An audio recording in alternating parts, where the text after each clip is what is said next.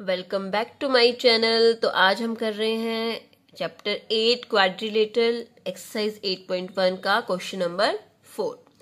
क्या कह रहा है क्वेश्चन नंबर 4? देखो, show that the diagonals of a square are equal and bisect each other at right angles.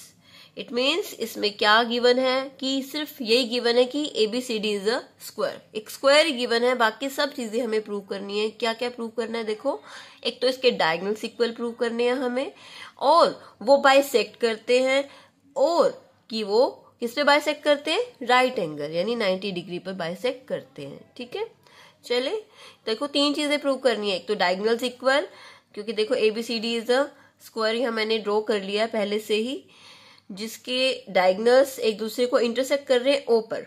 मैं बाइसेक्ट नहीं कह रही, मैं इंटरसेक्ट कह रही हूँ।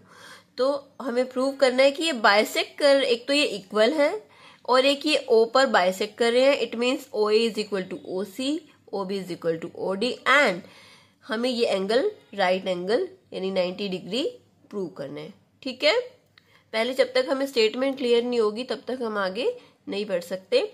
अब हम चलते हैं आगे। देखो, हमें प्रूव क्या करना है। सबसे पहले हम लिखेंगे टू प्रूव, सबसे पहले क्या कि जो डायगोनल्स है वो इक्वल प्रूव करने हैं। AC is equal to BD। ठीक है, और सेकंड हमें क्या प्रूव करना है कि ये जो डायगोनल्स है एक दूसरे को बाइसेक्ट कर रहे हैं, यानी इक्वली डिवाइड कर रहे हैं।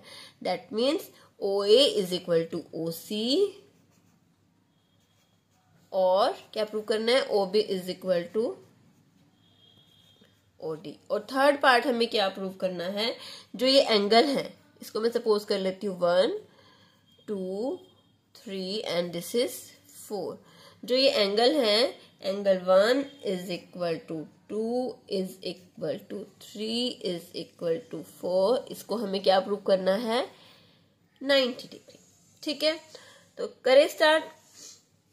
चलो, पहले हम ले लेते हैं ये दो ट्राइंगल्स। देखो, ध्यान से देखो, ABD, एक तो ये वाली ट्राइंगल लेंगे और एक ये वाली ट्राइंगल लेंगे, ABC। In triangle ABD and triangle ABC, इसमें देखो AB इसमें भी है, AB इसमें भी है। ठीक है ना, तो AB तो कॉमन हो गया। AB is equal to AB, that is common. AD is equal to BC, ये तो हमें गिवन ही है ना। कैसे? क्योंकि स्क्वायर है, पहले से कह दिया कि ये स्क्वायर है ABCD, तो स्क्वायर की तो सारी साइड्स इक्वल होती है ना, तो ये गिवन है। ठीक है, और थर्ड क्या है? Angle A is equal to angle B, क्योंकि स्क्वायर के सारे एंगल्स क्या होते हैं? 90 डिग्री के होते हैं। ठीक है, ये 90 डिग्री है ही, तो इट मीन्स ये क्या कह सकते हैं हम? Triangle ABD is congruent to triangle ABC by SAS congruency। Clear? तो इससे क्या हो गया? ये साइड्स पहले से इक्वल थी, ये साइड गिवन थी, तो क्या प्रूव हो गया कि AC is equal to BD।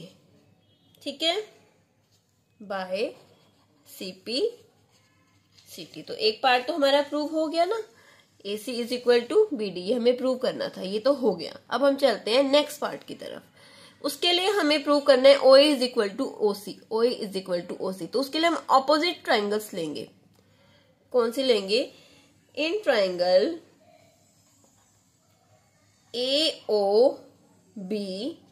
AOB and COD, इसमें देखो AB is equal to CD है ही, साइड्स ऑफ स्क्वायर है, क्योंकि ये साइड्स ऑफ स्क्वायर। और एंगल 2, इसको हमने 2 सपोज किया था, इसको 4। Angle 2 is equal to angle 4, क्योंकि वर्टिकली ऑपोजिट एंगल्स। क्लियर? और एंगल देखो, एक ये एंगल देखो, एक ये 5 और ये एंगल 6, ये भी इक्वल है। Angle 5 is equal to angle 6। Alternative angle, देखो अल्टरनेटिव एंगल है ना, दो लाइंस पैरेलल है और उनको एक ट्रांसवर्सल लाइन कट कर रही है, तो ये क्या है? Alternative angles. इससे क्या प्रूव हो गया, यहां लिख रही हूं मैं, जो ट्राइंगल AOB है वो कॉन्ग्रुएंट हो गई ट्राइंगल COD के, ठीक है, बाय AAS कॉन्ग्रुएंसी। क्लियर। इससे क्या कह सकते हैं कि जो OA है वो किसके इक्वल हो गया, OC के। OA is equal to OC by CPCT, ठीक है। सिमिलरली अब देखो OA is equal to OC prove कर दिया। सिमिलरली हम ये दोनों ट्राइंगल्स लेंगे तो उससे क्या प्रूव कर देंगे कि OB is equal to OD। Similarly लिख देंगे यहाँ पे, similarly we can prove OB is equal to OD। अब देखो एक पार्ट ये प्रूव हो गया, अब दूसरा पार्ट ये था, ये भी हमारा प्रूव हो गया। अब हमारा क्या प्रूव करना रह गया है कि जो एंगल 1, 2, 3, 4 है वो क्या है, राइट एंगल है, 90 डिग्री है, ठीक है। अब देखो हम अब प्रूव करेंगे कि एंगल 1, 2, 3, 4 ये एक तो ये इक्वल है और ये क्या है, राइट एंगल है, यानी 90 डिग्री के हैं। तो अब हम सबसे पहले ले लेते हैं in triangle AOD, in triangle AOD and triangle COD, ठीक है।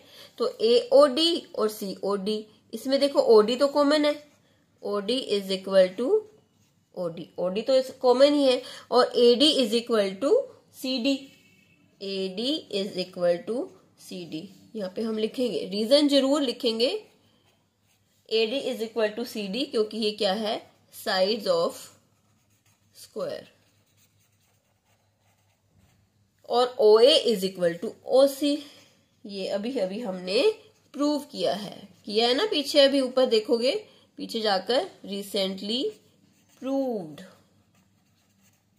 तो अब ये दोनों ट्राइंगल्स भी क्या हो गई, कॉन्ग्रुएंट होगी। Triangle AOD is congruent to triangle COD by, क्योंकि सारी साइड्स इक्वल हुई हैं इसमें, देखो कोई एंगल नहीं आया, तो बाय SSS कॉन्ग्रुएंसी।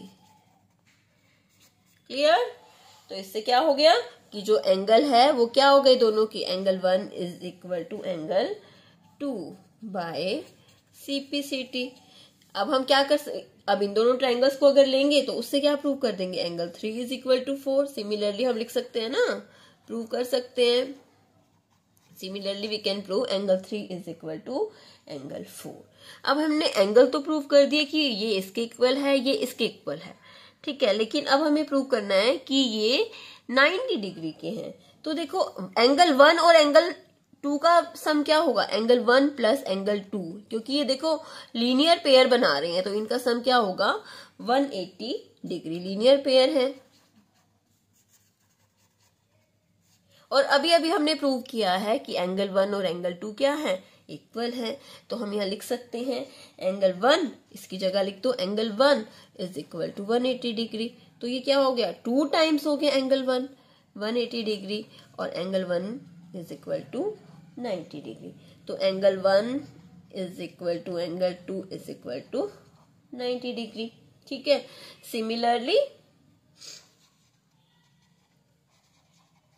सिमिलरली हम क्या प्रूव कर सकते हैं, angle 3 is equal to angle 4 is equal to 90 degree. Clear. अब हमारे सारे पार्ट्स देखो